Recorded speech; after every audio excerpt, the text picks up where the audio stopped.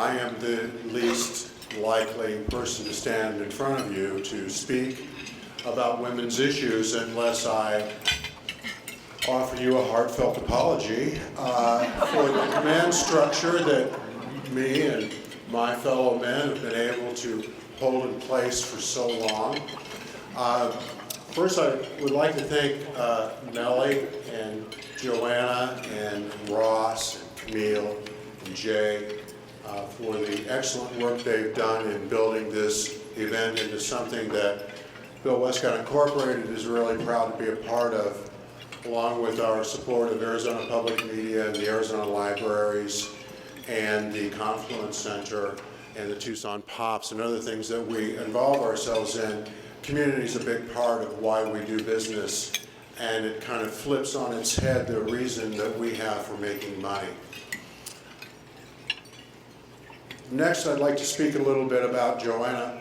We've been married for 20 years, and uniquely, and I will draw back on my experience of listening to Louise Francisconi speak. A lot of what you talked about was how to balance life and work. A husband that stays home, a woman that works in a man's world, corporate types, military types, government, and the rest. And it was really interesting to hear her tell the story about how that happens. The diplomacy that is absolutely essential, combined with love, to make a union like that happen.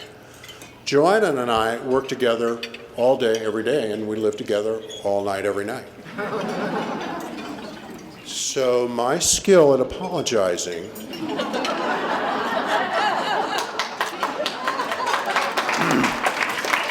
my ability to find my humility and renounce my command personality, because you know that's how we've done it. The command structure. I read today that a man and a woman looking at the same job, a man who feels that he is 60% qualified will jump right into the ring without thinking about whether he's going to be able to make a success or not. On the other side of the table, a woman will analyze whether she's 100% capable.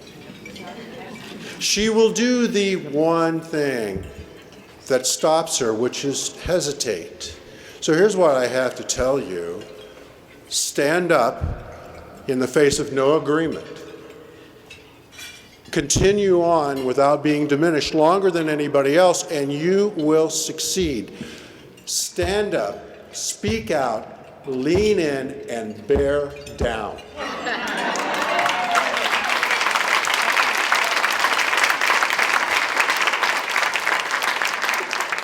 This is the time of year when America's froth gives birth to tens of thousands, if not millions, of young freshmen.